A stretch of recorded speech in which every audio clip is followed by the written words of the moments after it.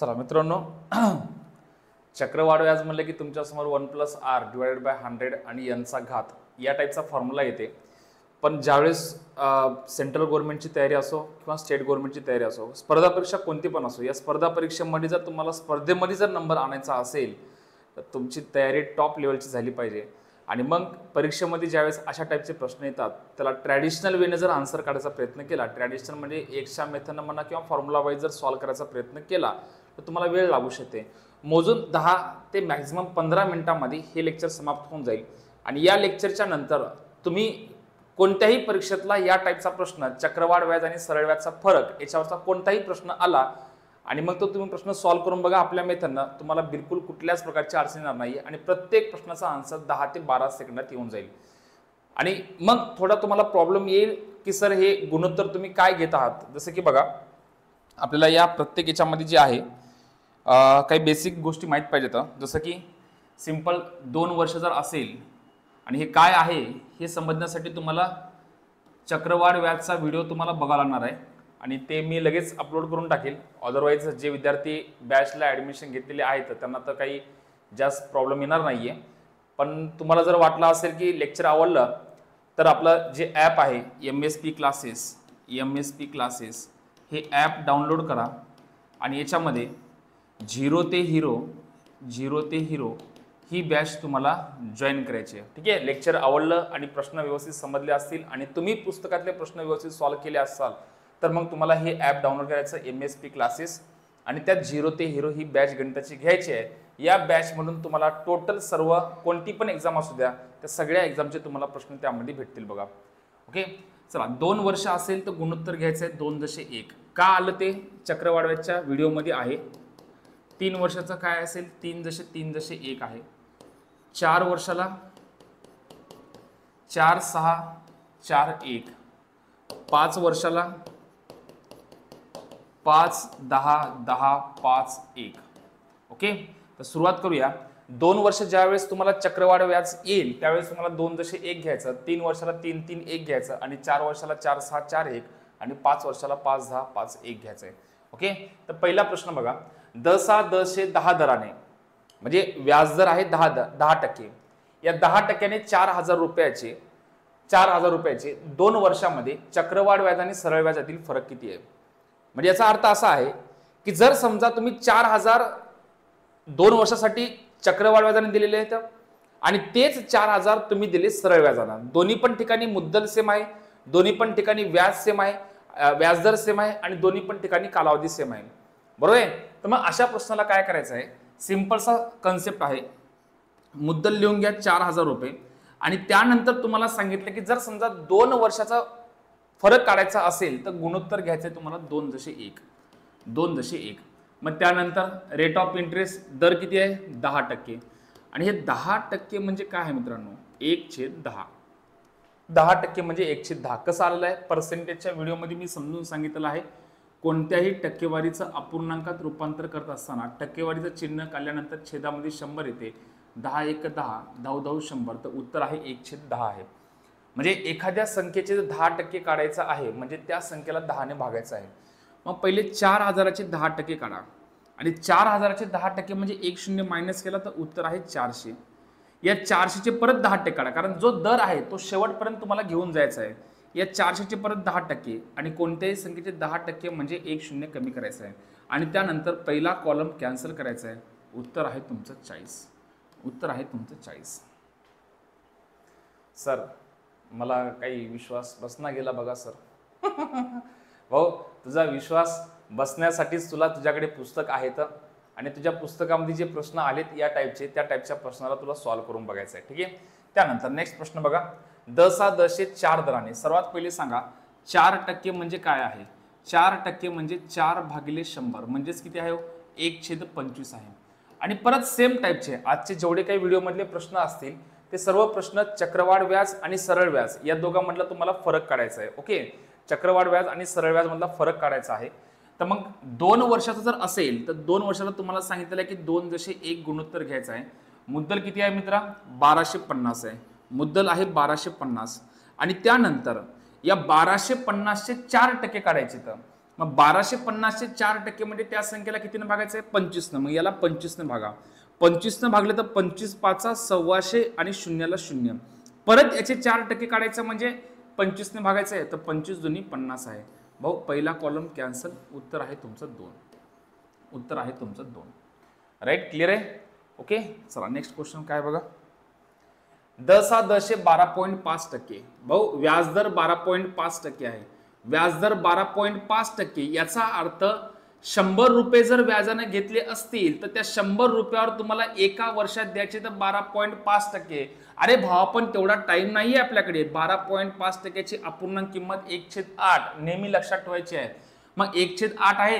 त्यानंतर चेक करायचं की 6400 रुपये आहेत मुद्दल आणि त्या मुद्दलवरचं 2 वर्षाचं चक्रवाढ व्याज आणि सरळ व्याज यातला फरक काढायचा आहे.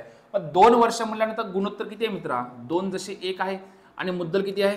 6400. मुद्दल आहे 6400. मग 6400 चे 12.5% म्हणजे 8 ने भागायचं. 8 8 64, 2 0 2 0, परत 8 ने भागलं. 8 100 800. सर परत का भागायचं आहे? कारण याचे 12.5% म्हणजे 8 ने भागायचं आहे. परत 12.5% म्हणजे 8 ने भागायचं आहे आणि त्यानंतर चक्रवाढ व्याज आणि सरळ व्याज यातला फरक म्हणजे पहिला कॉलम कॅन्सल आहे. उत्तर आहे 100. मनातल्या मनात असंख्य प्रश्न यायलेत की सर, मनातल्या मनात असंख्य प्रश्न यायले तर 8 8 8 64 800 आहे. 8 100 800 तर 100 याचा करेक्ट आन्सर आहे बघा. ते 100 नाहीये, 100 करेक्ट आन्सर आहे. ठीक आहे, क्लिअर आहे? तर मग याचा आन्सर आहे 100 आहे बघा, बरोबर आहे? तर मग आता यानंतर ज्यावेळेस तुमच्या मनामध्ये प्रश्न असा येईल की सर हे इथे या ठिकाणी 2:1 घेण्यामागचं कारण काय आहे? तर 2:1 घेण्यामागचं कारण असं आहे की चक्रवाढ व्याजचा ज्यावेळेस तुम्हाला आन्सर काढायचा आहे तेव्हा पहिल्या वर्षी जे आहे, पहिल्या वर्षी मुद्दलवरचं व्याज येते, बरोबर आहे, x. त्यानंतर दुसऱ्या वर्षी मुद्दलवरचं व्याज x आहे आणि या व्याजावरचं व्याज जे आहे ते y आहे. म्हणजे एक संख्या तुमची 2 वेळेस आलेली आहे आणि त्यानंतर त्या व्याजावर व्याज आलेला आहे. हा भाग जो आहे तो तुम्हाला बॅच मध्ये कंप्लीट करून दिलेला आहे. तुम्ही त्या ठिकाणी चेक करू शकता. ओके, चला पुढचा प्रश्न बघा. नेक्स्ट काय आहे? 10 हा 10 5 दराने 4000 रुपये मुद्दलचे 2 वर्षाचे चक्रवाढ व्याज आणि सरळ व्याजातला फरक किती आहे? भाऊ सेम कन्सेप्ट आहे. सर्वात पहिले तर हे सांगा 5% अपूर्णांक किंमत किती आहे? तर 5% अपूर्णांक किंमत आहे 1/20 आहे. त्यानंतर तुम्हाला चेक करायचं की टोटल वर्ष किती आहे? तर भाऊ 2 वर्ष आहे आणि 2 वर्षाला आपल्याला गुणोत्तर पाठ झालेलं आहे 2:1 आहे. त्यानंतर सांगा मुद्दल किती आहे? मुद्दल आहे 4000. मग या 4000चे 5% म्हणजे 20 ने भागायचं आहे आणि 20 ने भागलं म्हणजे 20 दोन्ही 40 आणि 2 शून्याला 2 शून्य. परत याचे 5% म्हणजे 20 ने भागा तर 20 10 200 आणि त्यानंतर पहिला कॉलम कॅन्सल. तर उत्तर आहे तुमचं 10 1 10. आन्सर आहे तुमचं 10. क्लिअर आहे? आन्सर आहे 10. क्लिअर? त्यानंतर पुढचा प्रश्न बघा. 5 दराने 4000 रुपये मुद्दलचा तोच प्रश्न आहे का? येस, तोच प्रश्न आहे. डबल आलेला आहे. चला 10 हा 10 8 दराने 625 रुपये मुद्दलवरील. आता सांगा 8% अपूर्णांक किंमत किती आहे? 8% अपूर्णांक किंमत 4 दोन्ही 8 आणि 4 25 100, बरोबर आहे. 8/100 म्हणजेच 2/25 आहे. त्यानंतर आपल्याला चेक करायचं की वर्ष किती आहेत? वर्ष 2 आहेत.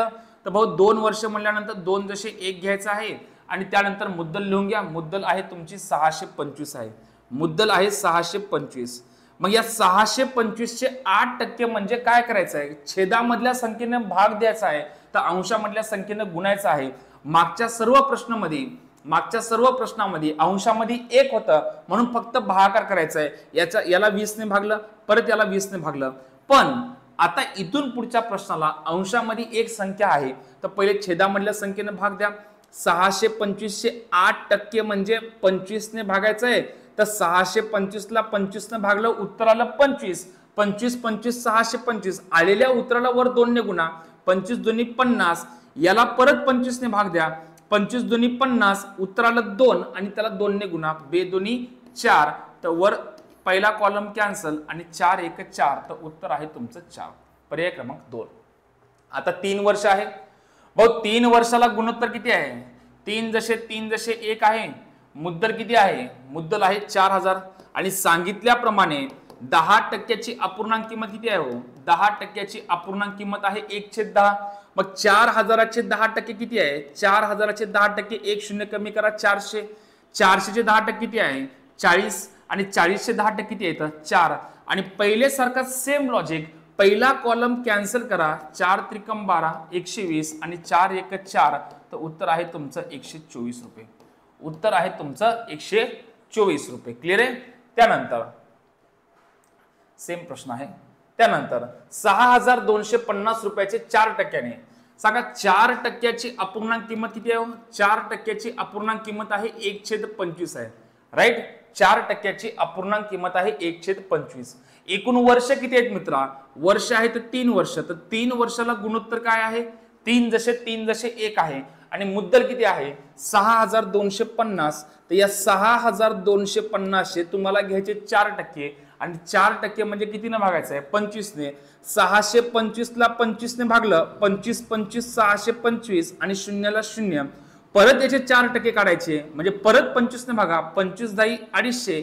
आणि परत 4 ने भागायचं आहे 25 ने तर 25 चोक 100 पण 0 नाहीये तर 0.04 आहे आणि पहिला कॉलम कॅन्सल 10 त्रिक 30 अधिक 0.4 0.4 गुणिले 1 0.4 आणि 10 गुणिले 3 30 आहे तर उत्तर आहे तुमचं 30.4 पर्याय क्रमांक 3 ओके चला 2.5% दराने 2.5% भाऊ 2.5%ची अपूर्णांक किंमत आहे 1/40 या सर्व गोष्टी तुम्हाला भेटणार आहेत ऑनलाईन बॅच मध्ये की 2.5%चे 1/40 कसं पाठ करायची गरज नाही मित्रा हे ऑटोमॅटिक पाठ होऊन जाईल नंबर ऑफ क्वेश्चन जेवढे जास्त असतील तेवढे जास्त लवकर तुम्हाला हा कन्सेप्ट समजून जाईल बघा ओके वर्ष किती आहेत मित्रा 3 वर्ष भाऊ एकदा का तुला कन्सेप्ट समजला ना तर मशिनी सारखं तुझं काम करेल डोकं बरोबर आहे दिसला प्रश्न की डायरेक्ट टायपिंगच करायचं काम आहे एकूण किती येतं 8000 आहे एकूण मुद्दल 8000 आहे 8000चे 2.5% 8000चे 2.5%